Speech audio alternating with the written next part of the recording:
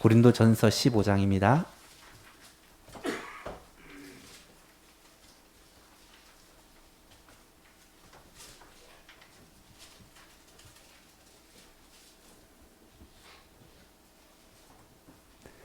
고린도전서 15장 1절에서 20절까지 말씀 한 절씩 교독하시겠습니다. 형제들아, 내가 너희에게 전한 복음을 너희에게 알게 하노니 이는 너희가 받은 것이요 또 그 가운데 선 것이라.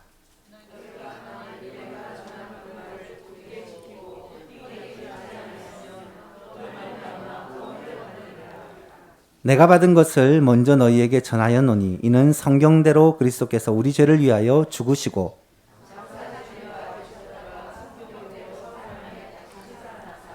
게바에게 보이시고 후에 12 제자에게와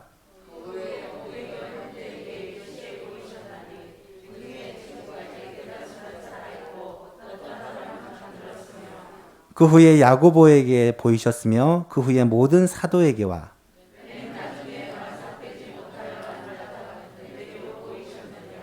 나는 사도 중에 가장 작은 자라. 나는 하나님의 교회를 박해하였으므로 사도라 칭함 받기를 감당하지 못할 자니라.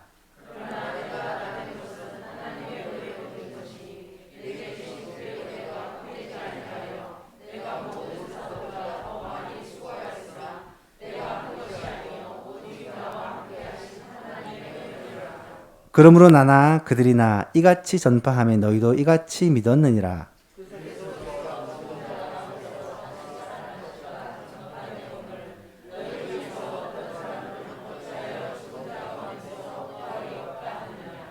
만일 죽은 자의 부활이 없으면 그리스도도 다시 살아나지 못하셨으리라.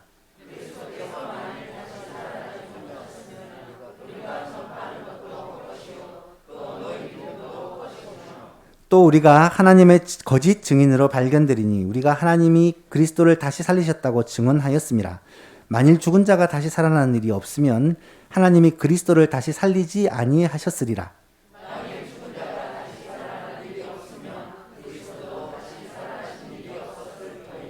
그리스도께서 다시 살아나신 일이 없으면 너희의 믿음도 헛되고 너희가 여전히 죄 가운데 있을 것이요. 만일 그리스도 안에서 우리가 바라는 것이 다만 이 세상의 삶뿐이면 모든 사람 가운데 우리가 더욱 불쌍한 자이리라. 그리스도께서 죽은 자 가운데서 다시 살아나사 잠자는 자들의 첫 열매가 되셨도다. 아멘. 할렐루야. 찬양대 찬양으로 하나님께 영광을 돌립니다.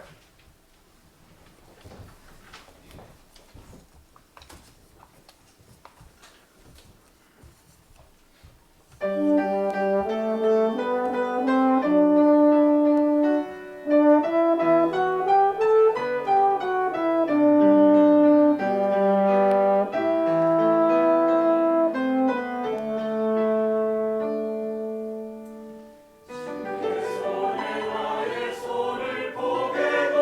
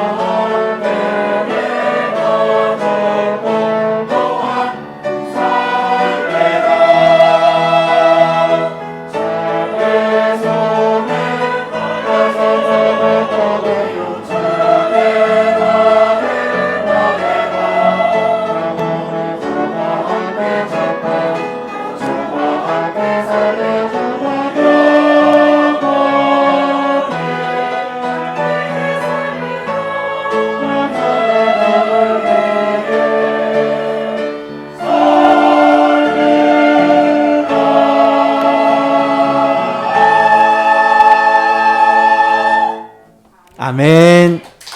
우리 부활하신 예수님께 영광의 박수를 올려드립시다. 감사합니다.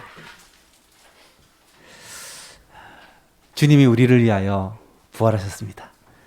우리를 위하여 죽으신 예수님께서 우리를 위하여 부활하셨습니다. 예수님의 십자가와 부활은 기독교 진리에 있어서 핵심 중의 핵심입니다.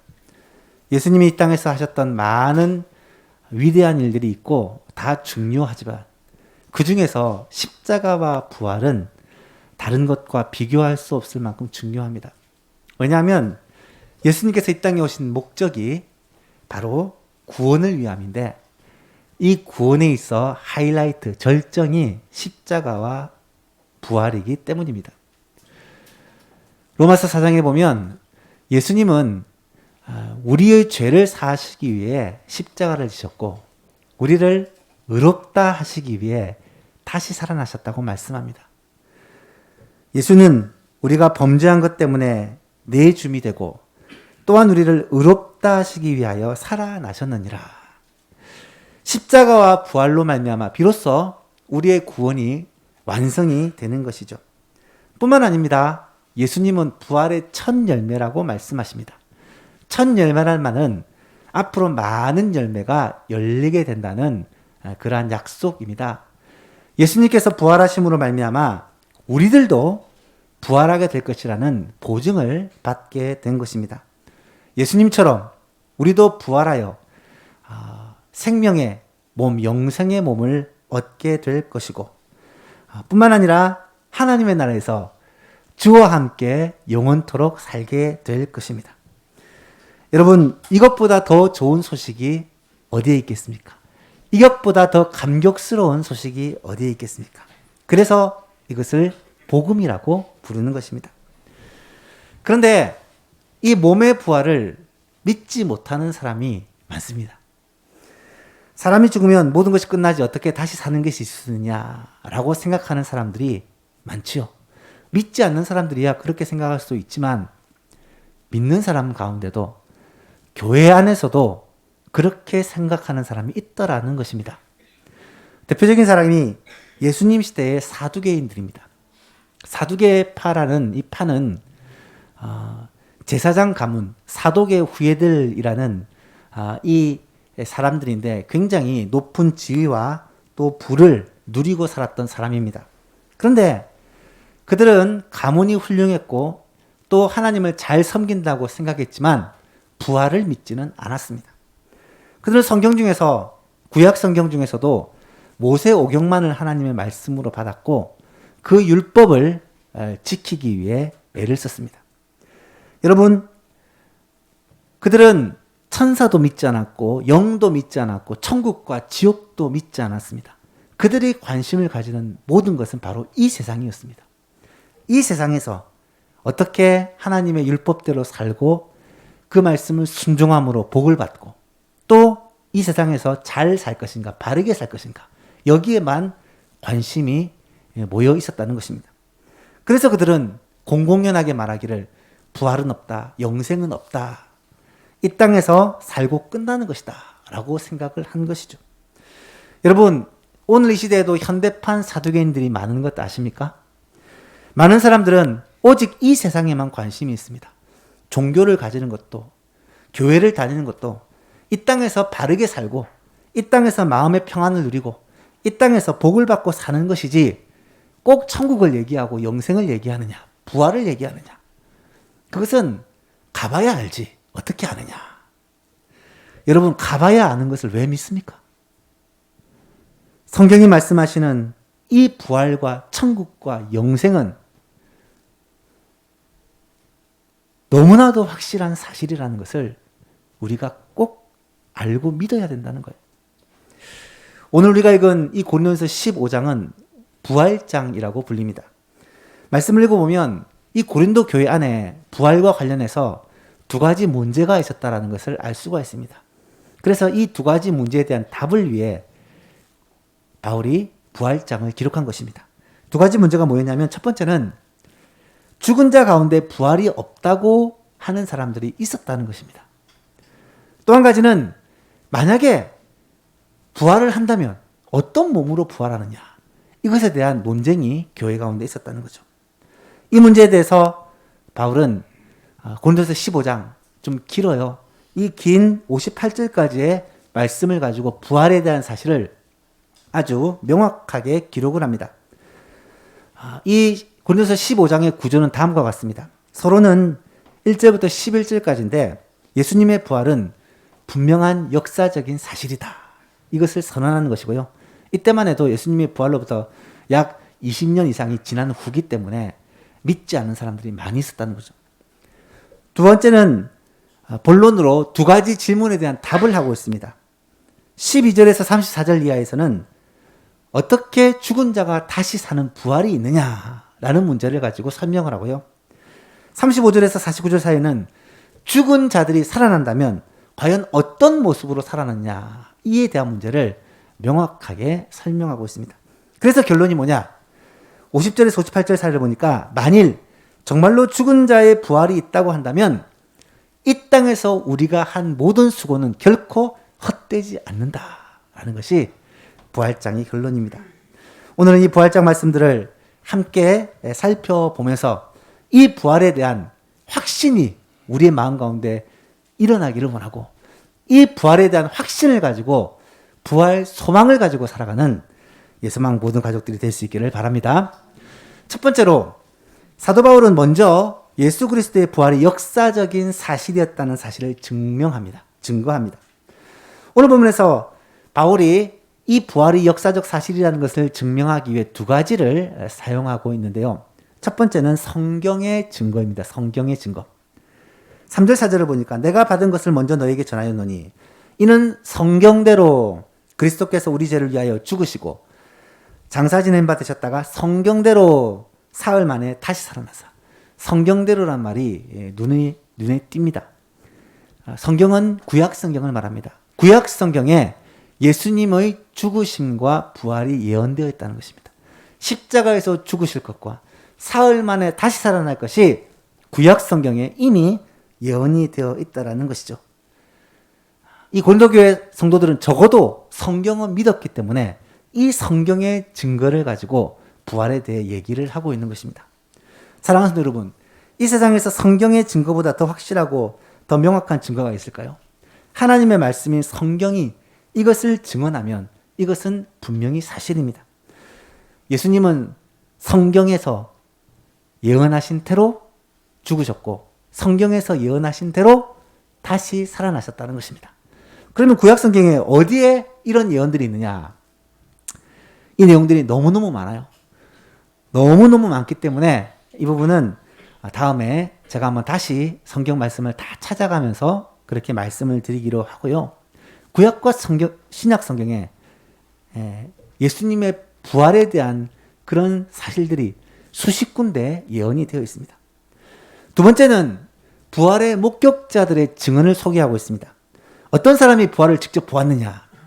4절 이하를 보니까 장사 지낸 바 되었다가 성경대로 사흘 만에 다시 살아나사 게바에게 보이시고, 게바는 베드로를 말합니다. 베드로에게 먼저 보이시고 후에 12제자, 예수님의 12사도들을 말합니다. 그들에게 보이셨다. 첫 번째가 게바입니다. 베드로입니다.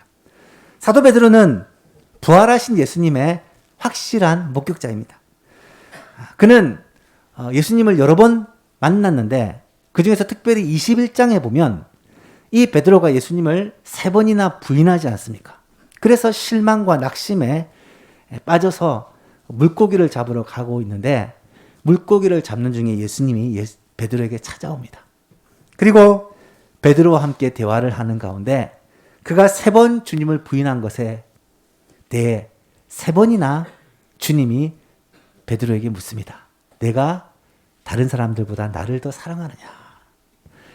3번 베드로의 사랑의 고백을 들으시고는 다시 베드로를 사도로 세우시고 베드로에게 사명을 맡겨주십니다. 내 양을 치라.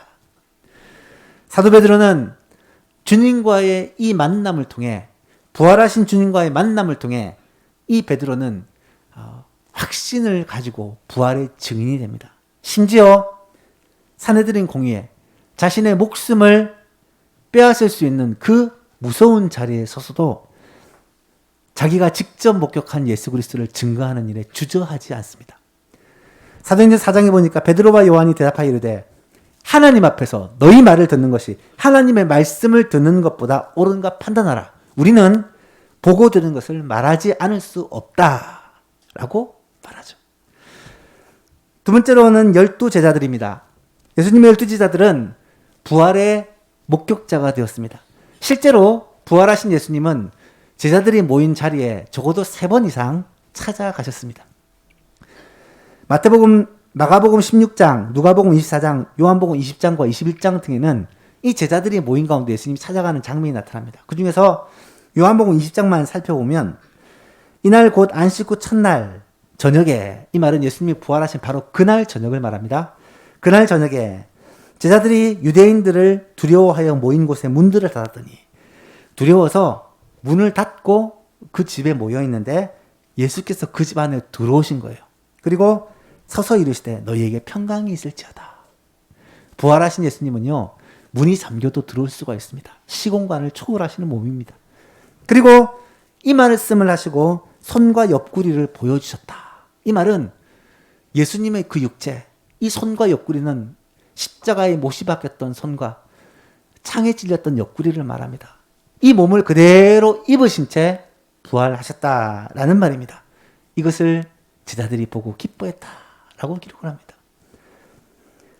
요한복음 21장에 보면 예수님께서 생선 도막을 잡수시는 장면도 나타납니다. 이 말은 예수님은 우리와 같은 몸을 가지고 계시지만 또 우리와 다른 몸을 가지고 계심을 알 수가 있습니다. 세 번째로 500여 형제에게 일시에 보이기도 하셨습니다. 6절에 보니까 그 후에 500여 형제에게 일시에 보이셨나니 그 중에 지금까지 대다수는 살아있고 어떤 사람은 잠들었으며, 여러분 500명 이상의 사람들에게 예수님께서 보여주셨다는 거예요. 부활의 증인은 한두 명이 아니라는 말입니다. 그들 중에 대다수가 이 성경이 쓰여진, 고린도서가 쓰여진 약 20년 후까지 살아있다는 말입니다. 네 번째로 동생 야고보에게 찾아가십니다.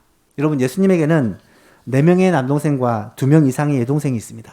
그 중에서 야고보에게 예수님은 찾아가시는데 본래 야고보는 예수님을 믿지 않았습니다. 그런데 부활하신 예수님을 만나고 난 후에 야고보는 예수님을 주와 그리스도로 믿게 됩니다. 후에는 예루살렘 교회의 최고 지도자로 그렇게 헌신하고 섬기게 되어지는 것을 봅니다. 마지막 5번째로 바로 바울 자신에게 예수님께서 찾아오신 것입니다. 8절 이하를 보니까 맨 나중에 만삭되지 못하여 난 자 같은 너에게도 보이셨느니라. 나는 사도 중에 가장 작은 자라. 나는 하나님의 교회를 박해하였으므로 사도라 칭함받기를 감당하지 못할 그런 자이지만 그러나 내가 나 된 것은 하나님의 은혜로 된 것이니 내게 주시는 그의 은혜가 헛되지 아니하여 내가 모든 사도보다 더 많이 수고하였으나 내가 한 것이 아니요 오직 나와 함께 하신 하나님의 은혜로라. 여러분 사도 바울은 누구보다 교회를 박해했던 사람입니다. 예수 믿는 사람을 잡아서 옥에 가두고 심지어 예수 믿는 사람을 죽이는데 가장 앞장섰던 사람이 바로 사도 바울입니다. 그런 바울이 예수님을 만나고 나서, 부활하신 예수님을 만나고 나서 예수님을 위해 생명을 걸고 그리스도를 증거하는 사람으로 바뀌게 되었다는 거예요. 여러분 어떻게 이런 변화가 가능했을까요? 부활하신 예수님을 만나고 나니까 이 바울 안에는 그전과 완전히 다른 변화가 일어나게 되었다라는 것입니다. 부활하신 주님과의 만남이 오직 하나님의 은혜였다는 거예요. 바울 사도는 내가 수고하지만 이것은 내가 수고한 것이 아니라 오직 하나님의 은혜로 한 것이다 라고 고백하고 있는 것입니다. 사랑하는 예수망생들 여러분, 주님이 부활하신 것은 역사적인 사실임을 믿으시기 바랍니다. 실제로 주님은 우리를 위해서 십자가에 못 박혀 죽으셨고 사흘 만에 다시 살아나셨습니다. 이것은 주님의 십자가와 부활은 너무나도 명백한 사실이며 이것은 오늘 우리에게 있어서 얼마나 소중한 일인지 모릅니다. 왜냐하면 두 번째로 바울이 이어서 말하는 게 뭐냐면 예수 그리스도의 부활이 만일 역사적 사실이 아니라면 어떤 결과가 나올지에 대해서 이야기를 하고 있습니다. 만약에 예수님의 부활이 거짓말이라면 어떤 일이 벌어지느냐? 첫 번째로 우리의 전파하는 것이 헛것이라고 얘기합니다. 바울이 전파하는 그 복음이 헛것이래요. 14절을 보십시오. 그리스도께서 만일 다시 살아나지 못하였으면 우리가 전파하는 것도 헛것이요 또 너희의 믿음도 헛것이며, 이 헛것이라는 말은 그 뜻이 빈 껍데기를 말합니다. 바울이 전파하는 것이 무엇입니까? 바울이 전파하는 내용이 예수 그리스도의 십자가와 부활입니다. 물론 바울은 성경에 대해서 여러 가지를 가르치고 교리를 가르치지만 그 핵심 중에 핵심이 뭐냐? 예수 그리스도의 십자가와 부활이에요. 만약에 부활이 거짓말이면 이 바울이 전하는 복음은 다 껍데기다. 아무 쓸모없는 껍데기가 되고 만다는 것입니다. 두 번째로 우리가 하나님의 거짓 증인으로 발견된다라고 바울은 말합니다. 15절을 보십시오. 또 우리가 하나님의 거짓 증인으로 발견되리니 우리가 하나님이 그리스도를 다시 살리시겠다고 증언하였습니다. 만일 죽은 자가 다시 살아나는 일이 없으면 하나님이 그리스도를 다시 살리지 아니하셨으리라. 부활이 없다면 바울이 하는 말이 거짓 증인이다. 이 말은 거짓말장이다. 사기꾼이다란 말입니다. 바울은 예수 그리스도의 부활을 그렇게 열심히 증거했는데 만약에 부활이 없는 것이라면 바울은 사기꾼이 되고 마는 거예요. 세 번째로 만약에 부활이 없다면 우리의 믿음도 헛되고 우리가 여전히 죄 가운데 있다는 것입니다. 17절을 보시면 그리스도께서 다시 살아난 일이 없으면 우리의 믿음도 헛되고 너희의 믿음도 헛되고 너희가 여전히 죄 가운데 있을 것이다. 여기서 너희는 1차적으로는 고린도 교회 성도들을 가리키지만 모든 그리스도 안에서 예수 믿는 사람들을 가리키는 표현입니다. 그리스도께서 다시 살아나지 않으셨다면 우리의 믿음이 쓸데없는 것이 되고 말고 우리 죄가 그대로 있다는 거예요. 여러분, 그리스도의 부활이 없으면요, 그리스도의 십자가가 의미가 없어진다는 거예요.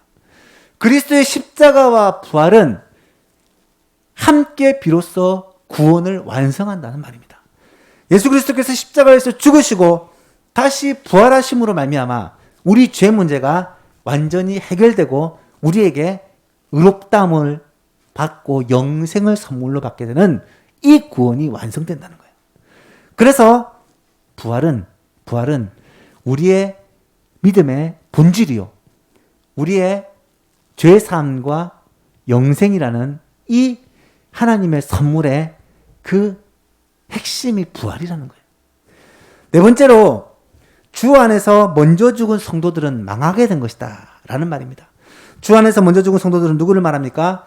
예수 그리스도의 부활을 기다리다가 예수 그리스도의 부활과 재림을 기다리다가 먼저 죽은 성도들이 얼마나 많습니까? 이 당시만 해도 예수님의 승천하신 후 20년 이상이 지난 후기 때문에 많은 사람이 이미 죽었습니다. 뿐만 아니라 순교의 제물이 된 사람들이 많이 있었습니다. 예수 믿는다는 이유로 죽임을 당한 사람이 많이 있었다는 거예요. 만약에 예수님의 부활이 헛된 것이라면 그들의 죽음이 정말로 헛된 죽음이 되고 만다는 것입니다. 주 안에서 죽는 성도들이 복된 것이 아니라 주 안에서 죽은 성도들이 참 불쌍한 죽음이 되고 만다는 것입니다. 부활이 없다면. 마지막으로 다섯 번째로, 그래서 모든 사람 가운데 우리가 더 불쌍한 자가 된다는 것입니다. 부활이 없다면. 19절을 보십시오. 만일 그리스도 안에서 우리가 바라는 것이 다만 이 세상의 삶뿐이라면 모든 사람 가운데 우리가 더욱 불쌍한 자다. 여러분 그렇지 않습니까? 만약에 이 땅에서의 삶이 전부라면 예수 열심히 믿을 필요가 없습니다. 이 땅에서의 삶이 전부라면 우리가 믿음으로 인내하고 살 필요가 없습니다. 마음대로 죄짓고 살아도 됩니다. 이 땅에서 살다가 끝이라면요. 하지만 이 땅의 삶이 절대로 끝이 아닙니다. 예수님은 부활하시고 승천하셔서 분명히 우리도 부활하고 우리도 하나님 앞에 심판을 받을 것을 말씀하고 그 심판의 결과 영생의 부활과 영벌의 부활이 있다는 것을 말씀해 주셨기 때문입니다. 그래서 바울 사도는 힘주어 말하죠. 20절에 그러나 이제 그리스도께서 죽은 자 가운데서 다시 살아나사 잠자는 자들의 첫 열매가 되셨느니라. 이 말은 예수님이 부활하신 것은 틀림없는 사실이요.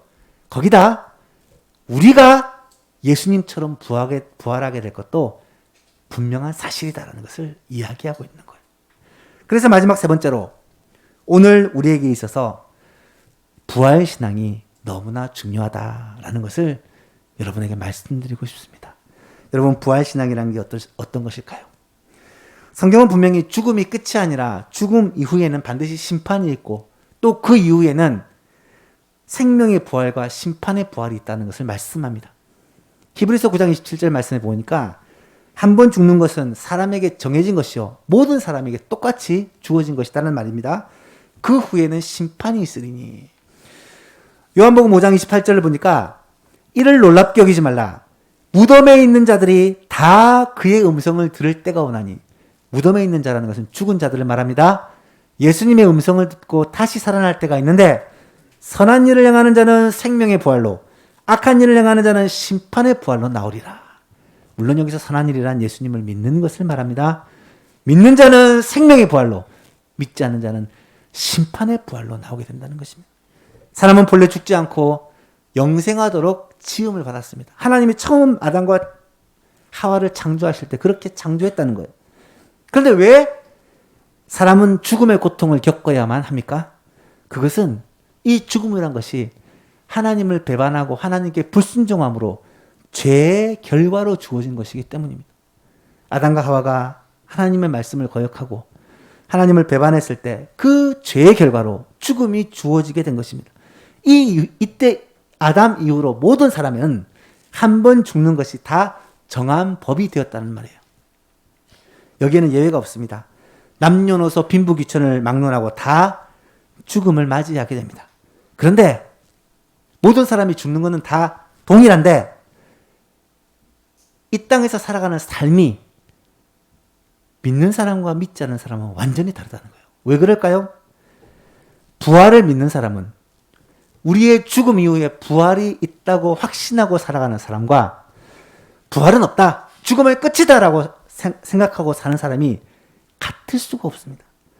소망이 있는 사람과 소망이 없는 사람이 똑같은 삶을 살 리가 없습니다. 가치관이 다르고 인생관이 다르기 때문에 그들의 살아가는 삶의 모습도 완전히 다를 수밖에 없다는 말입니다. 여러분, 1세기 그리스도인들의 모습을 한번 보십시오. 그들은요, 부활신앙으로 충만해 있었습니다. 그들은 엄청난 고난을 당하면서도 그 고난을 소망으로 여기고 살았습니다. 순교의 제물이 되면서까지 그 순교를 영광으로 여기면서 그렇게 죽어갔습니다. 여러분, 그들의 신앙이 어떻게 이렇게 대단했을까요? 부활 소망으로 충만했기 때문입니다. 로마에 가면 성지순례로 꼭 가는 곳들이 있습니다. 제가 직접 가보지는 못했고 저희 부모님으로부터 들었습니다. 코로나가 잠잠해지면 우리 교회 성도들하고 저도 한번 가고 싶어요. 로마의 기독교 유적지 가운데 대표적인 것이 콜로세움, 원형 경기장, 그리고 바울이 갇혔다고 하는 로마의 지하 감옥, 그리고 성도들의 무덤이라고 하는 카타콤 등이 있습니다. 여러분, 그곳에 가면 순교자들의 그 모습이 그려진다고 합니다. 그들은 장차 더 나은 생명의 부활을 위해 이 땅 가운데 주님을 바라보고 살다가 그렇게 죽어갔습니다. 카타콤의 순교자라는 책을 보면 이런 글이 있습니다. 많은 그리스도인 소녀들이 로마 군병들에게 끌려서 원형 경기장으로 들어갑니다. 처음에 그 소녀들은 처절한 죽음 앞에서 두려워 심히 떨고 있습니다. 그런데 얼마 후 그들은 신앙의 힘으로 모든 공포를 극복합니다. 야수가 그들의 존재를 알아차리고는 접근하기 시작하자 그 소녀들은 손을 서로 잡고 하늘을 우러러 찬양을 시작합니다. 우리를 사랑하사 그의 피로 우리를 죄에서 해방시키시고 그 나라의 제사장으로 삼으신 우리 주 예수님께 영광과 능력이 세세에 있기를 간절히 원합니다. 소녀들의 찬양은 하늘 끝까지 메아리쳤고 그들의 찬양이 계속되는 가운데 하나님 나라에서 더 아름다운 찬양을 부르기 위하여 하나님께로 한 명 한 명 가게 됩니다. 여러분, 부활신앙은 이처럼 위대한 것입니다. 부활신앙은 이처럼 아름다운 것입니다. 바울사도가 이 부활신앙이 있었기 때문에 바울사도는 지하 감옥에서 죽어가면서 뭐라고 고백하고 있는지 아십니까?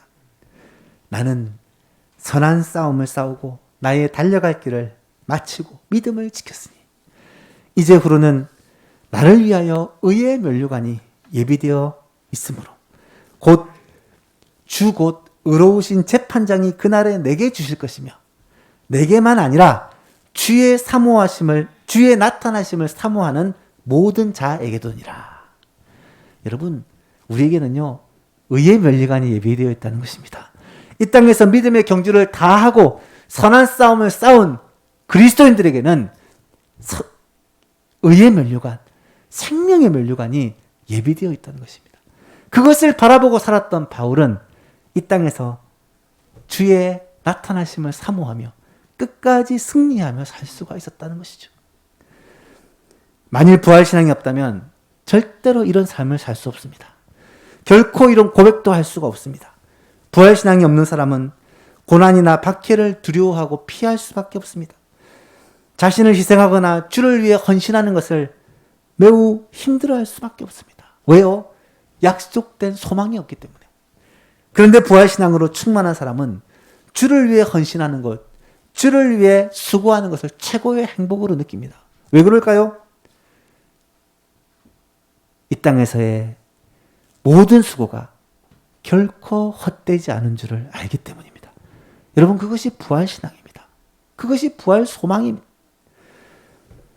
부활신앙은 1세기 성도들만 가지고 있었던 것이 아닙니다. 놀랍게도 구약시대에도 심지어 믿음의 조상 아브라함도 부활신앙을 가지고 있었어요. 창세기 22장을 보면 아브라함이 아들 이삭을 하나님께 제물로 드리는 장면이 나타나요. 하나님의 명령에 따라 이삭을 데리고 모리아산으로 가서 나무를 쌓아놓고 번제단을 만들고 그 위에 이삭을 결박해서 올려놓습니다. 칼을 빼어서 이삭을 잡고 불태워 번제로 드리기 위함입니다. 칼을 빼서 이삭을 잡으려는 순간 하나님의 사자가 아브라함을 급히 부르십니다. 아브라함아, 아브라함아. 그리고 말씀하십니다. 사자가 이르되 이 아이에게 내 손을 대지 말라. 그에게 아무 일도 하지 말라. 내가 내 아들 내 독자까지라도 내게 아끼지 아니하였은즉 내가 이제야 내가 하나님을 경외하는 줄을 아노라. 여러분, 아브라함은 도대체 어떤 믿음의 사람이길래 자신의 독자 이삭까지도 하나님께 드릴 수가 있었을까요? 이 위대한 믿음은 어디서 나온 것일까? 히브리서에서는 이 아브라함의 믿음을 가리켜 부활의 믿음이다 라고 소개합니다. 히브리서 11장 17절 이하를 보니까 아브라함은 시험을 받을 때에 믿음으로 이삭을 드렸으니 그는 약속들을 받은 자로 돼 그 외아들을 드렸느니라. 그에게 이미 말씀하시기를 하나님이 이미 약속하셨다는 말입니다. 내 자손이라 칭할 자는 이삭으로 말미암으리라 하셨으니 하나님께서 아브라함에게 약속하신 그 민족은 이삭을 통해서 태어나게 될 것이다 라고 말씀하셨으니 그가 하나님이 능히 이삭을 죽은 자 가운데서 다시 살리실 줄로 생각함이라. 비유컨대 그를 죽은 자 가운데서 도로 받은 것이니라. 여러분, 아브라함에게는 부활신앙이 있었습니다. 하나님이 약속하셨다면 이삭을 다시 살리실 수 있을 것이다. 이 부활신앙이 있었기 때문에 그는 하나님의 말씀에 주저하지 않았던 것입니다. 사랑하는 예수님께 성도 여러분, 부활신앙은 이처럼 놀랍고 힘이 있습니다. 부활신앙은 어떤 환경과 상황 속에서도 두려워하지 않고 넉넉히 이기며 살 수 있습니다. 심지어 죽음 앞에서도 굴복하지 않을 수 있는 그런 능력 있는 신앙입니다. 부활신앙은 환경과 상황을 초월하여 기쁨과 평강을 누릴 수 있는 그런 신앙입니다. 왜요? 부활하신 주님이 지금도 우리와 함께 계시기 때문입니다. 믿음장인 히브리서 11장을 읽어보면 이 부활신앙으로 무장한 성도들의 삶을 기록하면서 여러 가지 내용을 기록하지만 그 내용들을 보시면 결국 부활신앙에 있는 성도들의 삶은 결국 끝끝내 승리한다는 것을 알 수가 있습니다.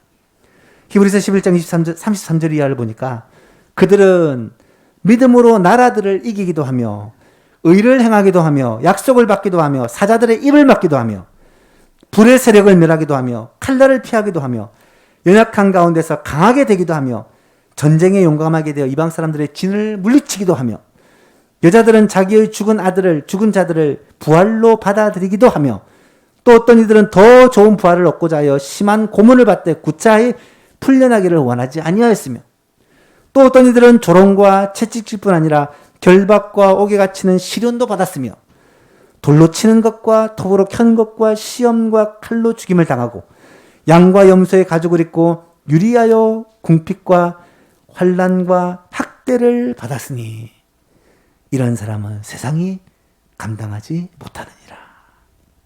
사랑하는 여러분, 부활신앙을 가진 사람은 세상이 감당하지 못하는 사람인 줄로 믿으시기 바랍니다.